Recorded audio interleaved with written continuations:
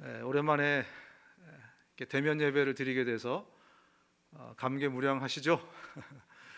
이렇게 아무래도 집에서 드리는 것보다 예배당에 나와서 우리 공동체가 함께 모여서 예배 드릴 때 훨씬 더 우리에게 참 은혜가 되고 시너지가 뭔가 생기고 또 에너지가 생기는 것 같습니다.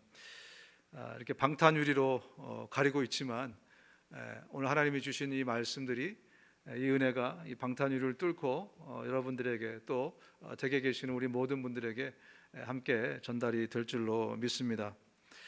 제가 지난 금요 저녁에 이제 말씀을 준비하고 있는데 한 11시 38분경이었던 것 같아요.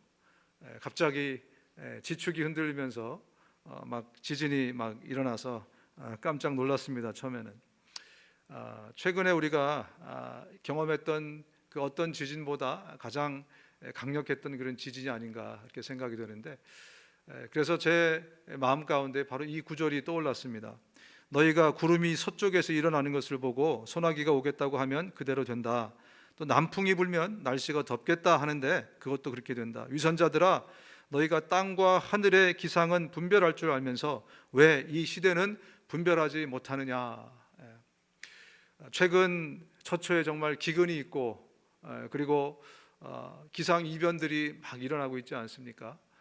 산불이 막 타고 있고 전염병이 이렇게 우리를 꼼짝 못하게 하고 있고 그리고 지진까지 이렇게 우리를 흔들고 있습니다. 곧 주님이 오실 때이다. 아마 제가 강조하지 않아도 여러분 마음속 한 구석에 그런 마음들이 다 있으실 텐데, 우리가 자연재해가 이렇게 발생할 때마다 이런 일들이 발생할 때마다 두려워서 떠는 게 아니라 아멘, 주 예수여 어서 오시옵소서, 예수님 어서 오시옵소서, 이렇게 정말 깨어있는 그런 우리 모두가 되실 수 있기를 주님의 이름으로 축원합니다. 퍼스트 클래스 승객은 펜을 빌리지 않는다, 이런 독특한 책이 있습니다. 퍼스트 클래스 승객은 펜을 빌리지 않는다. 제목이 굉장히 흥미로운데요. 미즈키 아키코라는 분이 16년 동안 승무원 생활을 하면서 특별히 그 퍼스트 클래스를 담당하는 일을 많이 했다고 합니다. 퍼스트 클래스를 탈 정도면 그래도 세상에서는 성공했다, 이렇게 사람들이 바라보는 사람들인데요. 그 사람들은 어떤 특징이 있는가, 어떤 공통점이 있는가를 잘 살폈다가 이 책으로 그렇게 펴냈습니다. 퍼스트 클래스를 사는 사람들은 손에 항상 책이 있더래요. 특별히 역사책들이 그 손에 많이 들려 있는 것을 봤답니다. 그리고 펜을 빌리지 않는다.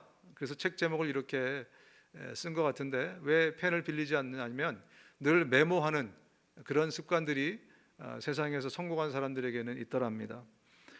또 낯선 사람을 경계하지 않아서 늘 프렌들리하게 새로운 사람들을 만나는 그런 태도를 가졌다.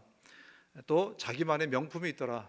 이 명품은 비싼 게 아니고 어떤 히스토리가 있는, 사연이 있는 그런 뭔가가, 소지품들이 한 가지 있더라. 이런 내용입니다. 고로 여러분은 이 책을 안 읽으셔도 되겠습니다. 이 책이 얘기하는 게 그런 내용들입니다. 저는 이 책의 이 내용들을 이렇게 보면서, 그렇다면 우리가 영적으로 성공한 사람들에게는 어떤 특징이 있겠는가? 세상에서 성공한 사람들이 이런 특징이 있는데 영적으로 성공한 사람들에게는 과연 어떤 특징이 있을까? 오늘 본문이 바로 그 특징을 우리에게 소개하고 있다고 저는 생각합니다. 그 특징은 뭐냐면, 모든 영적으로 성공하는 사람들의 특징은 바로 성령에 충만한 사람들입니다. 성령이 우리 안에 이미 임하셨는데 그 성령이 우리 안에 늘 충만하게 임재하실 수 있도록 그런 삶을 살아가는 사람은 늘 영적으로 성공하는 그러한 사람들입니다.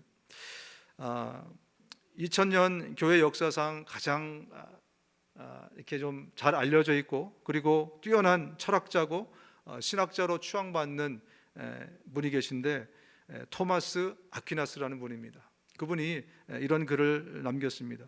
초대교회는 은과 금이 없었으나 나사렛 예수의 권능은 있었다. 그러나 오늘날 교회는 은과 금은 있으나 나사렛 예수 그리스도의 능력은 없습니다. 이런 글을 남겼습니다. 어떻게 하면 우리가 그리스도의 능력을 회복할 수 있을까? 그것 역시 성령의 충만한 길밖에 없습니다. 우리 그리스도인의 삶을 아름답게 만들고 능력 있게 만드는 것은 바로 성령의 충만으로부터 나온다는 사실을 우리가 오늘 본문을 통해서 다시 한번 리마인드하고 또 되새길 수 있는 그런 시간이 좀 되었으면 좋겠습니다. 본문으로 우리가 돌아가서 보면요, 31절에 이렇게 말씀합니다. 빌기를 다하매 기도하기를 다 마쳤다는 거죠. 모인 곳이 진동하더니 무리가 다 성령이 충만하여 담대히 하나님의 말씀을 전하니라. 여기 모인 모든 공동체가 한 마음으로 한 뜻으로 막 기도하고 났더니 갑자기 어떤 일이 발생했다고요? 지진이 일어났다는 얘기를 하고 있습니다. 지난 금요일 저녁처럼 지진이 일어났습니다. 지난 금요일 날 지진이 일어났을 때 여러분 어떠셨어요? 막 두렵고 공포스러웠습니까? 아니면 오히려 좀 뭐 그런 게 기쁨이 될 수는 없지만 그래도 마음에 감사와 또 찬양이 올라오셨습니까? 저는 정직히 말씀드리자면 공포와 이 두려움보다는 제 마음에서 이렇게 기쁨 같은 것이 올라왔습니다. 왜냐하면 저는 자동적으로 그런 생각을 하게 됐어요. 예수님이 오실 때가 더 가까워졌구나. 주님이 재림하실 때가 더 가까워졌구나. 그 생각을 하게 되니까 오히려 이 생각을 못하게 되는, 이 생각을 할 수 없는 사람들의 마음은 어떨까, 그런 생각이 좀 들었습니다. 얼마나 공포스러웠을까, 얼마나 두려웠을까. 오늘 이 성도들이 함께 모여서 막 기도가 끝난 다음에 지진이 막 일어났습니다. 저들은 이 지진을 통해서 뭐를 느꼈겠습니까? 하나님이 우리와 함께 계시구나. 하나님이 우리 기도를 들어주시는 사인으로 저 지진을 일으켜 주셨구나. 아마 그 생각을 하면서 모두가 정말 기쁨과 감격에 찼을 것입니다. 저는 이 말씀을 묵상하는 가운데 그런 생각을 좀 해봤습니다. 이 자연재해 같은 게 임했을 때 이것을 하나님의 임재로 해석할 수 있는 그런 삶을 살아간다면 얼마나 복된 삶인가. 내가 막 기도하고 기도를 막 끝냈는데 어떤 큰일이 터졌어요. 그럼 우리가 어떻게 생각하겠습니까? 하나님이 함께 하셨구나. 하나님이 내 기도를 들었다는 사인이겠구나. 근데 반대로요, 그 시간에 죄 짓고 있었다면 그 자연재해가 어떻게 느껴졌겠습니까, 여러분? 그 시간에 이 성도들이 만약에 죄를 짓고 있었다면, 엉뚱한 장소에 있었다면 자연재해가 얼마나 공포스럽고 두려웠겠습니까? 그런 의미에서 저와 여러분들이 우리의 삶 전체가 정말로 어떤 큰 일이 일어나면 그것을 오히려 하나님의 함께하심의 징조로 해석할 수밖에 없는 그런 삶을 사실 수 있기를 주님의 이름으로 축원합니다. 오늘 이 일뿐만이 아니라 오늘 본문은 또 뭐를 기록하고 있냐면, 기도를 마쳤을 때 지진 다음에 그들이 모두가 성령에 충만해졌다. 여기에 우리가 좀 주목할 필요가 있습니다. 왜냐하면 지금 저들이 기도한 내용들을 여러분 아시겠지만 성령 충만을 달라고 기도하거나 간구하시지 않았습니다. 저들은 하나님을 찬양했고 주님이 행하신 일들을 높였고, 그죠? 앞으로 우리가 주님께 이렇게 쓰임 받게 해주시고 주님의 권능이 우리를 통해서 나타나게 해주십시오 라고 그런 기도를 했을 뿐인데, 성령의 충만함으로 하나님이 저들을 채우셨다, 이렇게 본문은 기록하고 있습니다. 왜 하나님께서 그것을 요구하지도 않았는데 성령의 충만으로 채워주셨을까? 그 해답을 또한 본문이 이렇게 기록하고 있습니다. 담대히 하나님의 말씀을 전하니라. 하나님의 말씀을 담대히 복음을 전하게 하기 위해서 결론적으로 보면 하나님께서 간구하지 않았지만, 간청하지 않았지만 성령의 충만으로 채워주셨다, 이렇게 말씀을 하고 있는 것입니다. 여러분, 우리는 성령의 충만을 우리가 간구하고 기도해야 우리가 얻는 것으로 그렇게만 알고 있는데, 오늘 본문이나 성경 전체를 보면요, 그렇지 않은 경우가 더 많습니다. 간구하고 요청하지 않았는데 하나님의 필요가 있잖아요. 하나님의 필요에 의해서 하나님이 하나님의 성령을 채우시는 그런 경우들이 성경에 훨씬 더 많다는 것을 우리가 다시 한번 주목할 필요가 있습니다. 일단 구약을 예로 들어보면, 그러나 사울이 나요스로 가는 도중에 하나님의 성령이 그를 사로잡자 그가 나요스에 도착하기까지 줄곧 예언하였다. 이게 어떤 배경을 갖고 있냐면, 사울이 어마어마한 질투심에, 젤러스에 지금 사로잡혀 있습니다. 다윗을 죽여야 되겠다, 마음을 굳게 먹은 거죠. 그래서 다윗이 어디 있는지 찾아보니까 다윗이 도망을 갔습니다. 사무엘한테로 도망을 간 거예요. 그래서 사울이 사람을 보냅니다. 다윗을 잡아와라. 그래서 한 사람을 보냈는데 안 돌아와. 두 번째, 세 번째 보냈는데 다 안 돌아옵니다. 왜 안 돌아왔냐면 그들이 가면서 성령에 충만해지는 거예요. 그래가지고 사람을 잡으러 간 사람이 거기 가서 방언을 하는지 뭘 하는 건지 성경을 보면 중얼거리면서 하루 종일 거기에 있는 겁니다. 그래서 3명을 보내도 실패하자 안 되겠다, 내가 가야지. 그리고 사울 왕이 직접 가는 거예요. 근데 왕이 직접 가고 있는데 어떤 현상이 나타납니까? 성령이 그 안에 막 충만하게 그 위에 임하셔서 사울도 막 옷을 막 다 벗고 그리고 하루 종일 벌거벗고 막 중얼거리더라, 이렇게 성경이 기록을 하고 있습니다. 여기에서뿐만이 아니라 신약에서도 이런 사건들이 굉장히 많은데요. 13장 9절 사도행전을 보면 그때 바울이라고 하는 사울이 성령으로 충만하여 그 마술사를 뚫어지게 쳐다보면서, 구약이나 신약이나 사울이라는 이름이 똑같이 있죠. 지금 이 사울이 바나바로 1차 여행을 떠나는 바로 그 장면인데요.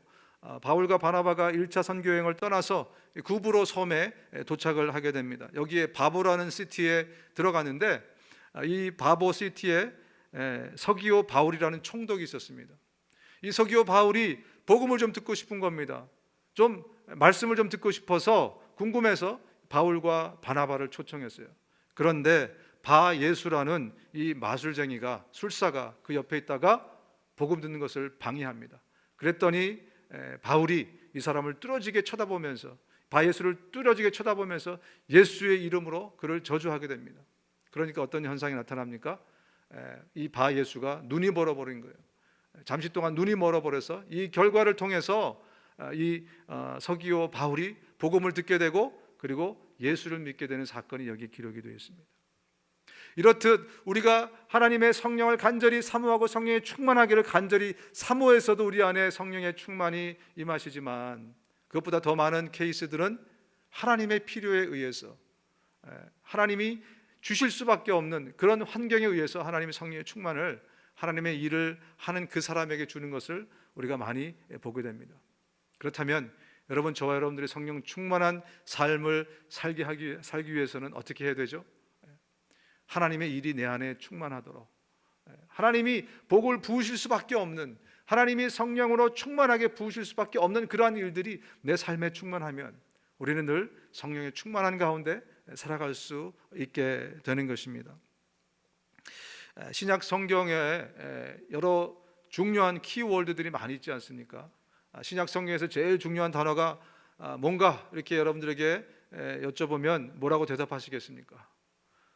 예수 그리스도, 그죠? 하나님의 나라, 뭐 십자가와 부활, 여러 가지 많은 키워드가 있을 것입니다. 그런데 이 모든 것들을 합쳐서 한 단어로 집약된 단어가 있습니다. 그 단어가 뭔지 아시죠? Good news, 복음. 복음이라는 단어에 모든 이 중요한 일들이 다 이렇게 집약적으로 연결이 되어 있습니다. 이 신약 성경은 모든 사건과 인물을 통해서 이 굿뉴스에 포커스가 가도록, 초점이 맞추도록, 예수 그리스도 그분이 행하신 일, 그분의 십자가와 부활의 그 소식에 포커스가 가도록 그렇게 다 포인트 아웃을 거기다 하고 있습니다. 이 굿뉴스가 선포되는 곳, 이 복음이 나열되는 바로 그곳에는 하나님의 관심도 온통 집중하게 된다는 거죠. 신약 성경을 자세히 보시면요, 하나님이 어디에다 에너지를 쏟으시냐, 어디에다 능력을 부으시냐, 어떤 사람에게 하나님의 영을 충만하게 하시냐를 보면 바로 이 복음과 관련된 일을 하는 사람에게, 그 현장에, 복음이 선포되는 현장에, 복음을 위해서 기도하는 바로 그 시각에 하나님의 에너지도 하나님의 은혜도 함께 막 쏟아붓고 있는 것을 여러분들이 확인할 수 있게 됩니다. 저는 또한 이 시대를 살아가는 우리 주변에 있는 형제 자매들의 삶을 보면서도 복음의 삶에 포커스가 맞춰 있는 그러한 사람의 삶은요, 하나님의 관심도 거기에 집중되어 있기 때문에 그가 하는 일들마다 다 정말 은혜가 넘치고 손대는 일마다 복받는 것을 저는 많이 보게 됩니다.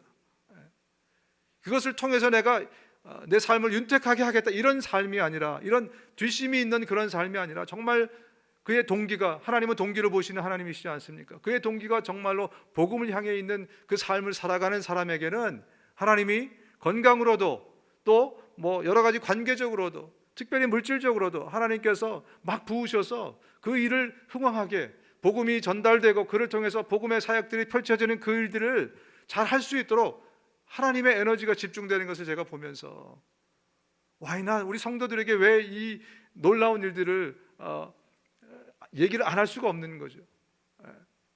여러분 그렇습니다. 정말 우리의 이 삶이 이 땅에서 진짜 값어치 있는 삶이 되기를 원하시고 정말로 복된 삶이 되기를 원하신다면 우리가 머리를 잘 써야 돼요. 하나님의 관심은 어디 있는가? 하나님의 에너지는 어디에 집중되고 있는가? 그렇습니다. 이 굿뉴스, 이것이 선포되고 이것이 다루어지는, 이것이 나타나는 그 현장에 하나님의 관심도 있다는 사실을 여러분이 기억하시기 바랍니다. 그래서 정말 그 아름답고 순수한 동기로 이것을 붙들 수 있는, 바로 그렇다면 우리의 삶이 정말로 하나님이 기뻐하시는 삶이요 많은 사람들에게도 존경받는 그런 귀한 삶으로 거듭날 수 있지 않겠나 생각해 봅니다. 여러분 성령님의 별명을 우리가 보혜사라고 그렇게 말합니다. 파라클레토스, 보혜사, 돕는 자시다, 이렇게 우리가 해석을 합니다. 요한복음 16장에는 예수님이 이제 그 십자가에 달리시기 전에 설교를 행하시면서 보혜사가 곧 오실 것이다, 성령께서 이 땅에 오실 것이다 라는 그러한 그 설교를 하는 장면들이 있습니다. 그러면서 왜 성령께서 보혜사가 되시는가 두 가지로 이렇게 설명을 하고 있습니다. 그 첫 번째가 8절에 나와 있는데요, 16장 8절에 보면 그가 와서 죄에 대하여 의에 대하여 심판에 대하여 세상을 책망하시리라, 이렇게 말씀하고 있습니다.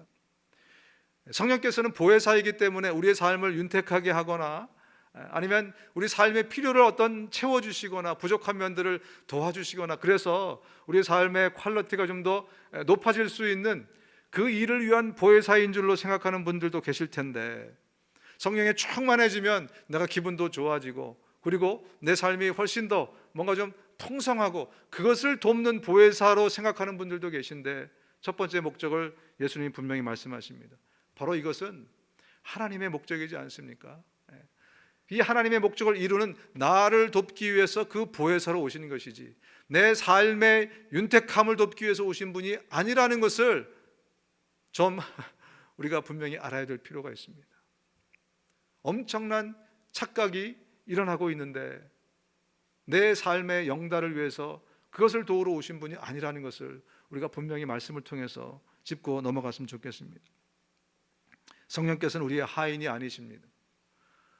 지난번에도 한번 강조드린 적이 있지만 마치 성령을 요술방망이처럼 그렇게 생각하는 경향들이 우리 가운데 알게 모르게 심어져 있는 것은 우리가 성경을 엉뚱하게 해석하고 있기 때문에 그렇습니다.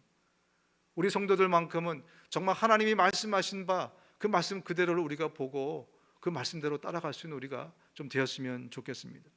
스데반이 성령 충만하여 하늘을 우러러 주목하여 하나님의 영광과 및 예수께서 하나님의 우편에 서신 것을 보고, 지금 스데반이 성령에 충만해진 것은 그가 복음을 전했고요, 그리고 이제 순교하기 직전이기 때문에 그렇습니다. 하나님의 일을 하는 그 사람에게, 하나님의 위대한 과업을 수행하는 그 사람에게 하나님께서 성령을 충만하게 부으신 장면을 우리가 확인할 수 있습니다. 이 13절에 보면 이렇게 기록하고 있거든요. 요한복음 16장 13절, 진리의 영이 오시면, 보혜사가 오시면 그가 너희를 모든 진리 가운데로 인도하시리니. 그렇습니다. 우리가 진리의 길을 행하고자 할 때, 진리의 길이란 예수 그리스도가 가신 그 길 아니겠습니까? 예수 그리스도가 살아갔던 그 방식, 그 길이 아니겠습니까? 그 길로 살아가고자 할 때 어떻게 하신다고요? 성령께서 역사하시는 겁니다. 그 길을 돕는 것이고 그리고 성령의 충만을 채우시는 것입니다. 이게 아다르고 어다른 게 엄청난 차이를 지금 말씀하고 있습니다. 내 삶의 윤택함을 도우러 오신 분이 아니라는 것을 우리가 다시 한번 기억하고, 우리가 진리의 길로 행할 때 그것을 돕는 성령님이심을 우리가 다시 한번 좀 생각했으면 좋겠습니다. 우리 모두가 성령의 충만을 사모하시지 않습니까? 우리 모두는 저를 비롯해서 늘 성령에 충만하기를 그런 사모하는 그런 삶을 살고 있습니다. 이 성령의 충만한 상태라는 것은 어떤 상태를 말하는가? 이 언어적인 의미로 이것을 직접 해석하면 우리 안에 성령이 가득 찼다, 우리를 가득 온전히 채우고 계신다, 이것을 성령 충만이라고 볼 수 있습니다. 그런데 실질적인 의미는 뭐냐면요, 성령은 물질이나 물건이 아닙니다.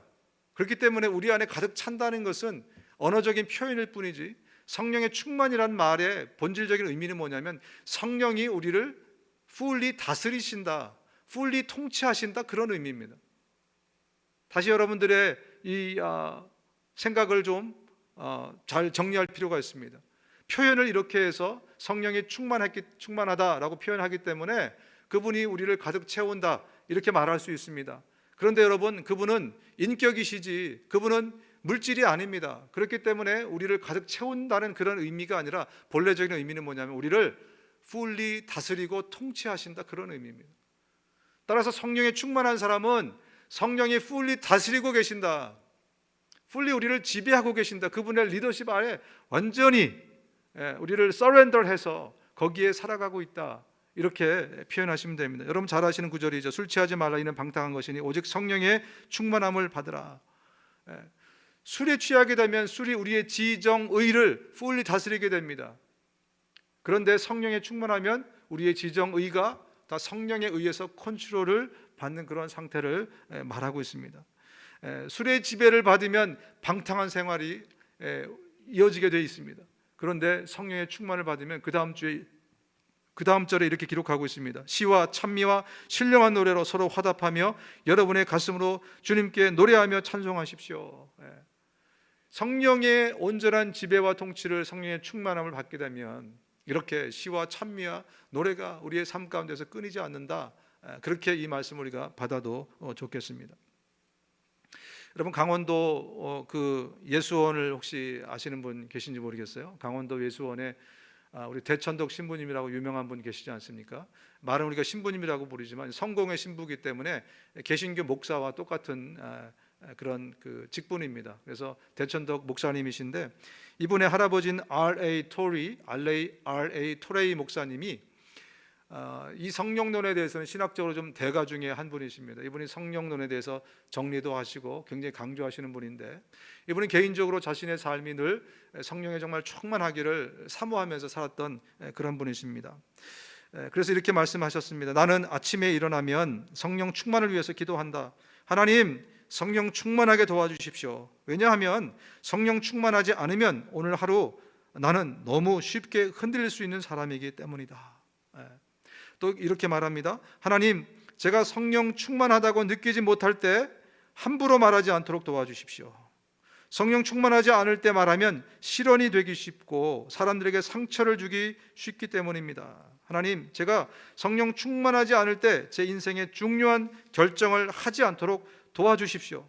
성령 충만하지 않으면 저의 결정은 잘못될 가능성이 항상 있기 때문에 그렇습니다. 성령께서 늘 우리를 다스려 주시고 지배해 주시고 통치해 주시고 이끌어 주시고 리드해 주시고 가이드해 주시고 그런 삶을 살 수 있다면 우리의 삶이 얼마나 정말 값진 삶으로 그렇게 만들어지겠습니까? 여러분 그 삶을 정말 사모하십니까? 우리 그리스도인들은 그 삶을 사모하면서 살아가야 됩니다. 평신도들 가운데 성령 충만을 부담스러워하는 사람들이 좀 있다고 그래요. 그래서 왜 성령 충만한 것이 부담스럽습니까? 이렇게 물어보면 은혜를 적당히 받아야지 너무 많이 받으면 혹시 하나님이 나를 선교사나 목사로 나를 부르시면 어떡합니까? 이렇게 말씀하시는 분들이 계시다 그래요.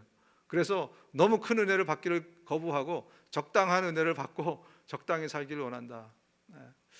여러분 그런 분들은 하나님이 인격이시기 때문에 결코 여러분을 강제로 선교사나 목사로 부르지 않습니다. 그래서 염려하지 않으셔도 되겠습니다. 오히려 착각을 일으켜서 너무 많은 은혜를 이렇게 받다 보니까 착각을 일으켜서 부르지 않은데도 착각하고 부름을 받아서 신학교에 와서 목사하는 사람들이 저는 꽤 많다고 생각돼요. 여러분은 잘 모르시겠지만 이 목사 세계에 들어와 보면 참 정말 조심스럽지만 야, 참 저분은 그냥 목사를 안 하시면 얼마나 와이프가 행복할까, 얼마나 가정이 평안할까, 얼마나 교인들이 참 좋을까, 이런 목사들이 사실은 있어요. 목사님들만 아는 얘기인데. 또 어떤 분들은 왜 성령 충만하기를 거부하십니까? 이렇게 물어보면, 한때 대학 청년부에 있던 우리 자매들이 그런 얘기를 했었습니다. 좀 고상하게 예수를 믿고 싶은데 그래야 시집 갈 수 있지 않겠습니까? 성령 충만하면 막 큰 소리로 기도하고 막 침 막 튀고 결코 아름답지 않는 그런 모습, 마치 신들린 듯한 그런 모습으로 막 그렇게 될 텐데 그러면 형제들이 누가 좋아하겠습니까? 이런 얘기들을 과거에 한 적이 있습니다. 여러분, 성령 충만은 영적 엑스터시나 귀신 들린 상태와 같은 그런 상태가 아닙니다. 때로 하나님께서 그런 상태로 우리를 몰아갈 수 있겠지만, 다시 말씀드리지만 성령은 인격이십니다. 우리의 동의 없이 그렇게 무대뽀로 성령이 역사하시는 대로 그렇게 막 우리를 이끌어가지 않습니다. 오히려 성령에 충만해지면 우리가 훨씬 더 이성적이 되고 젠틀하게 되고 그런 모습으로 오히려 더 많은 성령의 다스림과 충만이 일어납니다. 그리고 성령의 충만함은 어떤 사역을 위해서도 일어나지만 우리의 삶 전체를 두루 이끄시는 삶이기 때문에 우리가 마치 귀신 들린 듯한 그런 삶으로 성령은 결코 우리를 이끌어 가시지 않습니다. 그러므로 저와 여러분들은 성령의 충만을 사모하시면서 살아가야 된다는 것입니다. 하나님의 필요 때문만이 아니더라도 우리는 반드시 성령의 충만한 삶을 살아야 됩니다. 하나님의 사역을 그것을 감당하기 위해서만이 아니더라도 우리의 평상시의 삶은 늘 성령의 충만한 상태의 삶을 살기로 여러분들이 사모하고 그렇게 주님께 나아가야 됩니다. 왜냐하면 우리 인간은 절대로 주체적으로 자주적으로 살아갈 수 없는 인간이기 때문에 그래요. 내가 내 의지대로 여러분 다 살 수 있다고 생각하십니까? 여러분 의지대로 지금 살고 있다고 생각하십니까? 그렇게 생각하신다면 굉장히 순진한 분이에요. 목사님 무슨 말씀이세요? 나는 내가 하고 싶은 거 하고 먹고 싶은 거 먹고 내 의지대로 주체적으로 잘 살고 있습니다. 순진해서 그렇게 얘기하는 겁니다. 여러분, 우리 인간은 내 안에 있는 욕망의 다스림, 욕망의 지배를 받거나 아니면 이 세상 풍조의 지배를 받거나 아니면 사탄의 마귀의 지배를 받거나, 자연인 인간은 그렇게 살 수밖에 없는 존재예요. 그래서 자기 뜻대로 살고 있고 주체적으로 또 자주적으로 살고 있다고 생각할지 모르지만 우리가 안 보여서 그렇지 영적인 눈을 크게 뜨고 보면 이미 이 목에 몇 개의 이 목줄들이 걸려 있습니다. 사탄이 걸어놓은 것들, 내 안에 있는 이 죄성과 정욕이 걸어놓은 것들, 세상의 유행과 풍조가 걸어놓은 것들. 그래서 그가 끄는 대로 우리는 끌려다니던 그런 삶을 살던 사람들입니다. 그러므로 아들이 너희를 자유케 하면 너희가 참으로 자유하리라. 무슨 말씀입니까? 이 모든 목줄을 끌어낼 수 있는 유일한 분이 예수 그리스도라는 거죠. 그리고 그분이 그분의 영, 성령을 통해서 우리를 지배하고 다스려 갈 때 우리는 그분이 이끄시는 대로 살아갈 수 있게 된다는 겁니다. 참으로 순진했던 에베소 성도들에게 에베소 2장 2절이 이렇게 말씀하죠. 그때 여러분은 허물과 죄 가운데서 이 세상의 풍조를 따라 살고 공중의 권세 잡은 통치자 곧 지금 불순종의 자식들 가운데서 작용하는 영을 따라 살았습니다. 과거에 여러분 기억하세요. 여러분들이 예수 믿기 전에 여러분들의 목줄에는 3개, 4개의 목줄이 있었습니다. 마귀가 여러분의 정욕이 세상의 풍조가 걸어놓은 목줄 따라 살던 사람이었습니다 라고 얘기하고 있습니다. 또 로마서 가장 당대 최고의 문명과 문화 가운데 살아가고 있던 이 로마 교인들에게 바울이 이렇게 충고하죠. 너희는 이 세대를 본받지 말고 오직 마음을 새롭게 함으로 변화를 받아 하나님의 선하시고 기뻐하시고 온전하신 뜻이 무엇인지 분별하도록 하라. 이제 이 목줄을 끊어냈지만 다시 언제 어느새 사탄의 우리의 정욕이, 우리의 욕망들이 그 목줄을 걸어서 세상의 풍조가 우리를 끌고 갈지 모르니 너희들은 깨어있는 삶을 살아야 된다라고 바울이 충고하고 있는 거 아니겠습니까? 그렇습니다. 우리 지금 눈에 보이지 않지만 우리의 목줄을 정말 성령께서 우리를 지배하고 계신가? 세상이, 우리의 욕망이 나를 지배하고 있는가? 이것이 영적으로는 분명하게 보일 것입니다. 둘 중에 하나인 것이죠. 여러분이 성령의 지배를 받거나 아니면 죄와 마귀의 지배를 받거나. 여러분 누구의 지배를 받기 원하십니까? 가운데 길은 없습니다. 우리 가운데 길이 있었으면 좋겠는데 가운데 길은 없습니다. 둘 중에 하나를 택일하셔야 됩니다. 성령 충만하게 살지 않으면 여러분 세상으로 충만하게 살 수밖에 없다는 거죠. 성령 충만하게 살지 않으면 내 욕망으로 충만하게 살 수밖에 없다는 겁니다. 세상의 유행과 풍조로 충만하게 살 수밖에 없다는 것입니다. 어떻게 사는가? 여러분 지난주에 우리의 삶은 어떠셨습니까? 여러분 한 주간의 삶은 정말 하나님의 성령의 이끄신 대로 그분의 충만하여서 그분의 이끌림을 지배를 받고 사셨습니까? 아니면 세상 것에 내 안에 있는 욕망에 지배를 받고 사셨습니까? 한번 생각해 보시기 바랍니다. 여러분 다스림을 받는 사람은요 반드시 나를 다스리는 대상을 닮아가게 되어 있습니다. 그렇기 때문에 내가 무엇을 선택할 것인지를 정말 잘 선택하셔야 됩니다. 세상이 나를 계속 다스리고 있으면 나는 세상을 담는 작품으로 만들어질 것입니다. 그러나 성령이 나를 충만하게 임재하셔서 나를 지배하고 계시다면 그러면 나는 성령의 열매를 맺는 예수님 닮은 사람으로 그렇게 만들어질 것입니다. 여러분 신앙의 성숙은 열심의 성숙이나 헌신의 성숙이 아닙니다. 이것 또한 우리가 잘 분별하고 구별해야 됩니다. 우리는 열심히 봉사하는 사람, 열심히 땀 흘리고 헌신하는 사람 보면 저 사람 성숙하다 이렇게 얘기할지 몰라요. 그러나 예수님도 과연 그렇게 말씀하실까? 열심히 내가 봉사하고 열심히 헌신하면 그러면 저 사람은 성숙한 사람이라고 예수님이 그렇게 그 사람을 대해 주실까요? 우리 잘 아는 마태복음 7장 말씀입니다. 같이 한번 읽어보겠습니다. 마태복음 7장 22절 함께 읽겠습니다. 시작. 그날에 많은 사람이 나에게 말하기를 주님 주님 우리가 주님의 이름으로 예언을 하고 주님의 이름으로 귀신을 쫓아내고 주님의 이름으로 많은 기적을 행하지 않았습니까? 할 것이다. 그때 내가 그들에게 분명히 말할 것이다. 나는 너희를 도무지 알지 못한다. 불법을 행하는 자들아 내게서 물러가라. 예수님도 우리가 열심히 봉사하고 헌신하는 그 삶을 성숙하다, 잘하고 있다 이렇게 칭찬해 주시면 얼마나 좋았겠습니까? 여러분 실제적으로 우리가 다 경험한 바입니다. 열심히 헌신하고 봉사하는 사람 때문에 늘 문제가 발생합니다.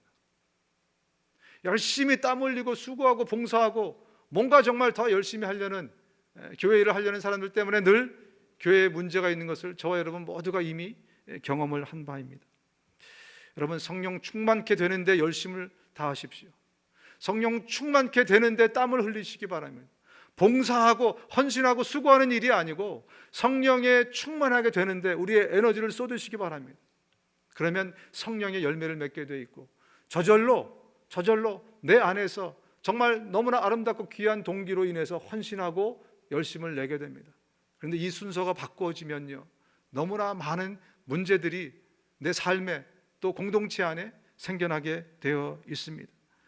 늘 내 안에서 정말 성령에 충만하고자 하여 그것을 사모하고 그 길로 달려가고 하나님이 성령의 충만을 채울 수밖에 없는 그 삶을 살아가게 되면 내 안에 정말 나도 모르는 사이 예수님처럼 변화되는 나를 발견하게 됩니다. 저 사람은, 저 집사님은 정말 헌신된 분이야. 저 집사님은 정말 봉사를 열심히 하는 책임 있는 성실한 분이야. 여러분 이것은 결코 좋은 칭찬이 아닙니다. 저 집사님은 정말 예수님 닮은 집사님이야. 저 집사님하고 대화하면 마치 예수님을 닮은 듯한 그런 착각이 일어나. 이것이 우리가 들어야 될 칭찬입니다. 제가 예전에 신학교에 있을 때 그때 한인들이 한 50여 명 정도밖에 없었어요. 그래서 서로 이렇게 알고 지내는 그런 이제 사이였는데 저하고 저희 집사람이 이제 같이 이렇게 신학교 안에서 길을 가고 있는데 어떤 CCC 간사 출신의 목사님이 이렇게 오시더라고요. 그래서 이제 한인들끼리 서로 다 알고 지낸 사이였기 때문에 제가 소개를 했어요. 그러면 이렇게 소개를 했습니다. 아, 여보, 이분은 축구하시는 간사님이야. 이렇게 소개를 했어요. 그랬더니 그분이 이제 허허 웃으시더니 나중에 뭐라고 저한테 얘기했냐면 자기가 그때 깜짝 놀랐다는 거예요. 사람들이 나를 어떻게 보고 있는가. 이 간사님은 기도하는 간사님이야 라든지 이 간사님은 정말 영혼군에 불타있는 간사님이야 이런 소개를 자기가 들었었어야 되는데 이 간사님은 축구하는 간사님이야. 왜냐하면 이분이 저를 만날 때마다 축구 얘기밖에 안 했거든요. 권전도사 축구하러 나와. 월요일 아침에 집에 있지 말고 축구해야 돼. 축구는 이렇고 축구는 저렇고. 저의 이미지 가운데는 늘 이 간사님은 축구하는 간사님이었습니다. 여러분, 우리가 정말 성령의 지배를 받고 성령의 다스림을 받으면 나도 모르게 예수님처럼 변해가게 되어 있습니다. 그러면 사람들이 나를 칭찬하는 칭찬이, 나를 바라보는 시선이 달라지게 되어 있습니다. 열심히 봉사하는 사람이야, 열심히 헌신하는 사람이야가 아니라 저 사람은 예수님 닮은 사람이야. 저 사람을 만나면 마치 예수님을 만난 것 같아. 이런 사람으로, 정말 성령 충만하여 이런 사람으로 변모될 수 있기를 간절히 축원합니다. 주님은 이 땅에 저와 여러분들을 일 시켜 먹으려고 보낸 사람들이 아니에요. 하나님의 형상으로 우리를 지으신 것은, 예수 그리스도를 이 땅에 보내신 것은 잃어버린 하나님의 형상을 회복하고 하나님처럼 만들기 위해서 이 땅에 우리를 보내신 것이지 일 부려먹으려고. 아니, 하나님은 도를 통해서도 말씀하시는 분이십니다. 당나귀를 통해서도 하나님의 일을 하시는 분이 우리가 성경을 통해서 보고 있지 않습니까? 하나님의 목적은 저와 여러분들이 하나님을 닮아가는 것입니다. 그것이 신앙의 성숙이에요. 성령 충만하면, 그 삶을 살아가게 되면 우리도 예수님의 열매를 맺는 그런 삶이 될 줄로 믿습니다. 다시 본문으로 돌아오면요, 마지막 33, 35절입니다. 믿는 무리가 한 마음과 한 뜻이 되어서 모든 물건을 서로 통용하고 자기 재물을 조금이라도 자기 것이라 하는 이가 하나도 없더라. 사도들이 큰 권능으로 주 예수의 부활을 증언하니 우리가 큰 은혜를 받아 그 중에 가난한 사람이 없으니 이는 밭과 집 있는 자는 팔아서 그 판 것의 값을 가져다가 사도들의 발 앞에 두매 그들이 각 사람의 필요를 따라 나누어 줌이라. 영적으로만 이렇게 놀라운 일이 생긴 것이 아니라, 성령 충만하고 막 이런 일이 생긴 것이 아니라 우리 육신적인 삶에서도 아주 놀라운 기적들이 지금 발생했습니다. 사람들이 모두가 한 마음 한 뜻이 됐다는 거예요. 이건 기적입니다, 여러분.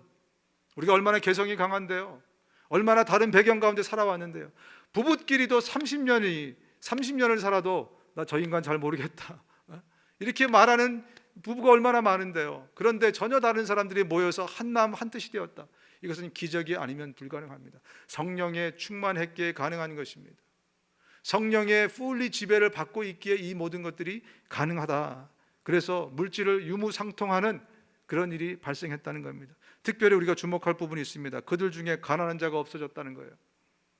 나라님도 어쩔 수 없다는 그 가난이 인류 최초로 바로 여기에서 발생합니다. 가난이 없어졌대요. 성령 충만한 우리 모든 한 사람 한 사람이 모여서 공동체를 이룰 때는 바로 이런 놀라운 일들이 발생하게 된다는 겁니다. 더군다나 여러분, 이 본문을 잘 보십시오. 물질을 팔아서 그 물질을 어디다 뒀다고요? 가서 사도들의 발 앞에 뒀다는 거예요. 원래 물질이 자기 자리를 찾아간 겁니다. 원래 돈이 자기 자리를 찾아간 거예요. 우리 머리 꼭대기에 있지 않았습니까? 돈이 여러분 머리 꼭대기에 있지 않았습니까? 성령 충만하지 않으면 돈이 나를 지배할 겁니다. 돈이 나를 다스릴 것입니다. 돈이 있으면 마음이 평안해지고요, 성경 읽지 않아도, 기도하지 않아도 돈이 있으면 왠지 모르게 기분이 좋아요. 돈이 나를 다스리고 있기 때문에 그래요. 돈이 없어져 보십시오. 어떻습니까? 마음이 불안한 거예요. 불편한 겁니다. 이미 돈이 머리 꼭대기 위에 있어서 나를 다스리고 있었던 것입니다. 내가 성령 충만하지 않으면 돈은 결코 내 발밑으로 자리를 찾아갈 수 없습니다. 온 공동체가 성령 충만해지니까, 개개인이 성령 충만해지니까 어떤 현상이 일어납니까? 돈이 자기 자리를 찾아갑니다. 성경이 유일하게 한 군데 가난이 없어질 것이다, 돈이 제 자리로 다시 말하면 찾아갈 것이다 라고 언급한 구절이 있습니다. 신명기 15장 4절입니다. 네가 만일 네 여호와 하나님의 말씀만 듣고 내가 오늘 너에게 내리는 그 명령을 다 지켜 행하면 네 하나님 여호와께서 너에게 기업으로 주신 땅에서 네가 반드시 복을 받으리니 너희 중에 가난한 자가 없으리라. 말씀은 좋은데요, 우리가 하나님의 말씀을 다 지키고 행하면 가난한 자가 없어질 것이라고 말씀하는데 이게 가능한 얘기입니까? 이게 가능한 얘기냐고요. 내 혼자의 힘으로는 불가능한 얘기입니다. 성령께서 나를 다스려 주시고 지배하지 않으면, 그분의 이끄심 없이는 결코 우리는 주의 말씀대로 따라갈 수 없습니다. 성령 충만을 사모하십시오. 성령 충만해질 수밖에 없는 그런 삶을 사십시오. 복음을 붙들고 사십시오. 하나님의 관심이 거기에 있는데 여러분의 관심이 늘 거기에 있다 한들 무엇이 손해겠습니까? 오히려 하나님이 여러분에게 복을 부으실 것입니다. 하나님의 관심이 늘 잃어버린 한 영혼에 있는데 여러분 내 관심이 거기 있다면 하나님의 마음에 합한 자가 될 것입니다. 성령을 부으실 것입니다. 그래서 우리의 삶이 점점점 정말로 영육간에 그야말로 윤택해지는 그런 삶이 될 것입니다. 우리 모두가 그렇게 되실 수 있기를 주님의 이름을 축원합니다.